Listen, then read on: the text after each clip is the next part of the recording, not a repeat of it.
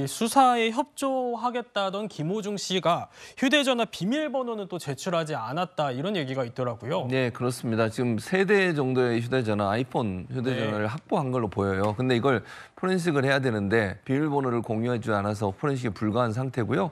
재판부도 이거 물어본 것 같아요. 영장실질심사 할 때 왜 이거 비밀번호 공유 안 하냐 그랬더니 사생활이 담겨있어 비밀번호 제공을 못하겠다고 얘기했다고 합니다. 물론 뭐 본인의 권리라고 주장해서 저런 주장을 했겠죠. 그러나 이제 저런 모습이 국민들이나 아니면 재판부가 볼 때는 어떤 생각이 들겠습니까? 뭔가 감추려는 의도가 있지 않나 하는 생각이 들지 않겠어요? 네. 만약의 경우에요. 이런 상상을 해봅니다. 휴대전화 안에 본인의 이런 일을 하지 않은, 즉 본인에게 유리한 정보가 담겨 있었다면 굳이 비밀번호를 안 알려줬을까? 예컨대 알려주고 보여주고 도리어 본인의 무죄함을 더 강조할 수 있지 않겠어요? 그런 행동을 하지 않았다는 것 자체가 사실은 그냥 보여지기에는 뭔가 감추려고 하는 의도가 있지 않나는 이미지를 줄 수 있기 때문에 이것도 상당히 부정적으로 영향을 미치지 않았을까 그렇게 예상을 해봅니다. 네, 그렇군요. 김호중 씨는요. 휴대전화 비밀번호를 제출하지 않은 이유에 대해서 카메라 앞에서는 이렇게 말을 했는데요. 다시 한번 들어보시죠.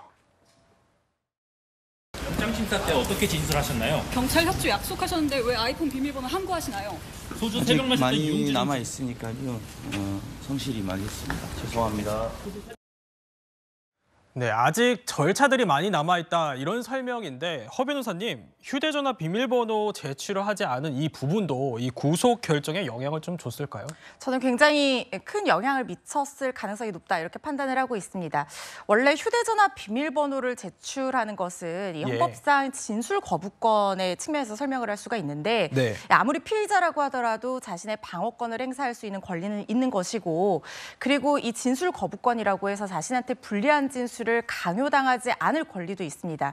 그래서 휴대전화에 대한 압수수색을 당하는 그것에 대한 어떤 수인 의무는 부여할지언정 강제로 휴대전화 비밀번호를 제출할 만한 어떤 그런 의무까지 우리 법에서 부과하고 있지는 않거든요.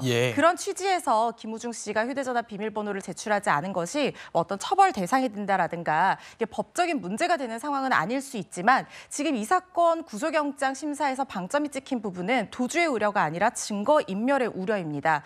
그렇다고 하면 계속해서 증거가 될 수 있는 어떤 부분에 대해서 함구를 한다든가 블랙박스에 향방을 숨긴다든가 특히 비밀번호 제출을 거부하면서 무려 3대나 되는 휴대전화에 대해서 제출은 했으나 그 내용을 숨기는 이런 행위들이 결국에는 증거인멸을 시도하는 어떤 행위 중에 하나다 이렇게 평가됐을 가능성이 높아 보입니다.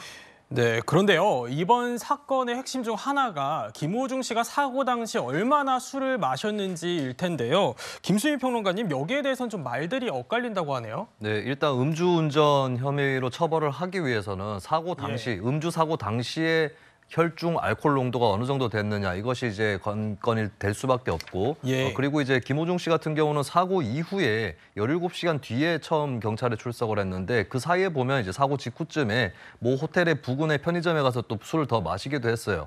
그런 것들이 이제 정확하게 사고 이전에 어느 정도로 술을 마셨는지 이런 것들을 판단하는 데 좀 지장을 주고는 있습니다. 여기에 대해서는 일단은 진술에 의존을 할 수밖에 없는 상태가 이제 현재 상태일 텐데 김호중 씨 쪽은 이제 21일에 경찰에 출석을 했을 때는 소주 10잔 이내로 마셨다라고 주장을 하고 있거든요. 근데 여기에 대해서 이제 반박할 만한 근거들을 찾고 있는 것이 경찰 수사인데 사실 이제 뭐 동석을 했던 유흥주점의 어떤 직원들이라든지 이런 직원들의 증언에 따르면 뭐 김호중 씨 혼자서도 소주 3~4병 정도는 마셨다 이런 전혀 김 씨의 주장하고는 다른 이런 또 진술들이 나오고 있기 때문에 현재 김호중 씨의 주장에 여러 가지로 의심을 받고 있고 이 부분에 대해서 경찰이 더 집요하게 파고들 것으로 보입니다.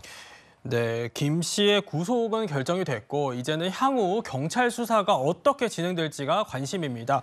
허 변호사님, 경찰이 좀 어떤 부분에 초점을 맞춰서 수사를 진행을 하게 될까요? 크게 2가지 정도로 예상을 해볼 수가 있을 것 같습니다. 일단 첫 번째로는 김호중 씨가 증거인멸과 범인 도피 부분에 얼마나 깊숙이 관여를 했는가 그리고 김호중 씨의 행위가 방조로 평가될 수 있는가 교사로 평가될 수 있는가 아니면은 그 증거인멸죄나 범인 도피죄의 주체로 평가될 수 있는가 이런 부분에 대한 어떤 사실관계 파악과 입증에 굉장히 주력할 것이라는 생각이 들고요.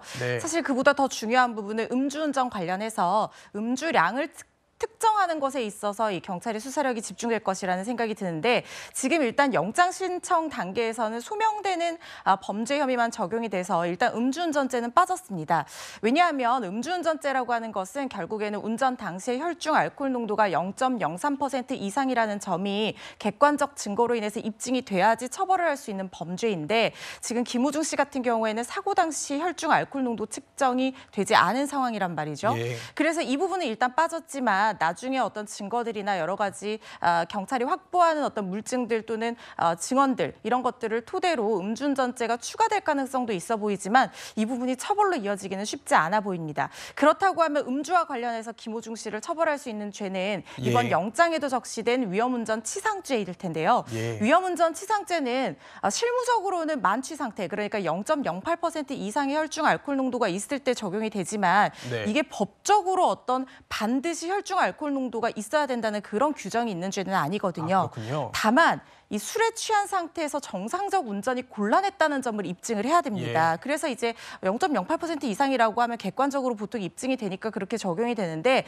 지금 김우중 씨 같은 경우에는 그런 자료가 없는 상태이기 때문에 김우중 씨의 음주량이 어느 정도였는지를 보고 이게 정상적 운전이 곤란한 상태로 김우중 씨가 취한 상태였다. 이걸 입증하는 데 주력을 할 건데요. 문제는 뭐냐면 김우중 씨의 체중이라든가 체격 그리고 평소 주량, 술 마신 속도 이런 것들을 중합해서 봤을 때 실제 재판에서 정상적 운전이 곤란한 상태였다라는 점이 인정되기까지는 굉장히 치열한 어떤 법리적인 다툼이 있을 거라는 생각이 들거든요. 예. 그래서 이 부분 입증에 수사기관이 주력할 거라는 생각이 듭니다. 네, 법리적 다툼을 말씀을 해주셨는데 사실 김호중 씨 측에서는 이제 향후 재판에 나와서 어떻게 대응할지도 관심이거든요. 좀 어떻게 나올 것 같습니까? 일단 음주 부분에 대해서 예. 굉장히 치열하게 다툴 거라는 생각이 들어요. 그러니까 말씀드린 것처럼 음주운전죄는 무죄로 만들려고 시도를 할 것이고 예. 위험운전 치상과 관련해서 운전이 가능한 정상적인 상태였다라고 얘기를 하려고 할 것입니다. 그래서 수사기관에서도 이 술 때문이 아니라 블루투스를 조작했다 이렇게 얘기를 하고 예. 있는 것이고요.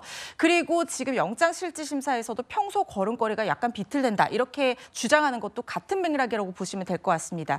그리고 추가적으로 사고 직후에 김우중 씨가 매니저에게 전화를 하고 네. 걷는 모습에서 뭔가 어떤 휘청거린다든가 만취 상태가 아니었다는 것을 오히려 역주장을 해서 사고 당시에 오히려 정상적인 상태였다 이렇게 주장할 가능성이 높아 보이고요. 예. 그리고 증거인멸 부분과 관련해서 블랙박스 메모리를 지금 경찰이 추정하기로는 이 김우중 씨가 10초 동안 차에 타고 예. 블랙박스 메모리 카드를 직접 뺐다. 그리고 그거를 매니저가 인멸할 것을 알면서도 건넸기 때문에 이건 방조행위다라고 지금 예. 적용을 하고 있는 상황으로 보이는데 김우중 씨는 오히려 이 부분을 본인이 블랙박스 메모리 카드 증거인멸을 했다고 주장할 가능성도 있습니다. 그렇게 네. 되면 자기의 증거인멸 행위는 결국에는 처벌받지 않거든요. 이게 피의자 같은 경우에는 어떤 그 자신의 범죄를 숨기려는 방어권 행사라든가 이게 인지상정상 당연할 것이라고 생각하기 때문에 이 부분에 대해서 처벌을 하지 않습니다. 그래서 증거인멸 부분을 방조나 교사로 되지 않도록 노력할 것이라는 생각이 들고 예. 또 한 가지 범인 도피 부분도 마찬가지입니다.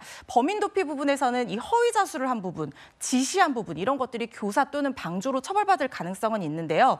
교사 같은 경우에는 정범과 동일한 형으로 처벌을 받게 되지만 네. 방조 같은 경우에는 이 형이 감경이 되게 됩니다. 그래서 허위 자수를 시킬 때 옷을 바꿔 입은 영상이 나왔기 때문에 이 부분을 완전히 부인하기는 쉽지 않을 거라는 생각이 들고 다만 교사가 아닌 방조로서 형량을 감경할 것이라는 생각이 들고요.